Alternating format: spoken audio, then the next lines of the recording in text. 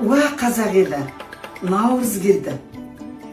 Наурыз мерекесінде жасалатын біздің ұлттық дәстүрлі тағамымыз наурыз көжемізді жасалу тәсілін сіздермен бөліскім келіп тұр. Ол үшін бізге 7 түрлі дәм керек.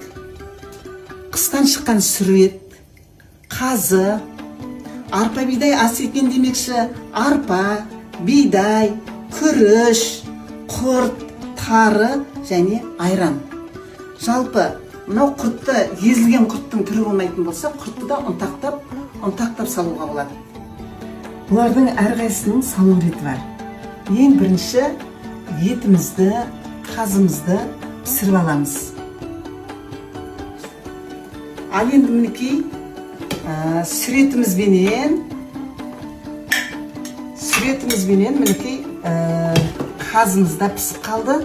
Енді бұл қазымызбенен сүретімізді суытып қоя тұрамыз да, суығанша қоя тұрамыз да, әзірге мынау 7 түрлі тағамның түрінен арпа бидайымызды саламыз.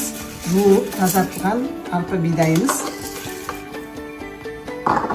Арпа дегеніміз енді перловка деп аталады ғой, орысша кейбіреулер түсінбей қалыватса деп айтып жатыр.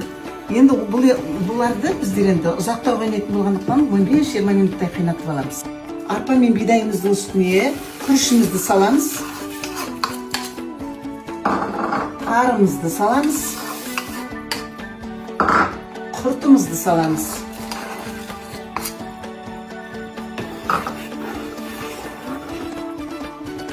Міне, наурыз көжеміз дайын болды. Енді туралған етімізді қосамыз. Осыдан кейін көжеміз суыған соң айран немесе сүтімізді қосып, дәмдеп ішуге дайын болады. Жалпы, әр аймақта әртүрлі жасалады. Мен бұны өзімше дайындадым. Әз наурызымыз құтты болсын, ақ мол болсын, берекетті жыл болсын.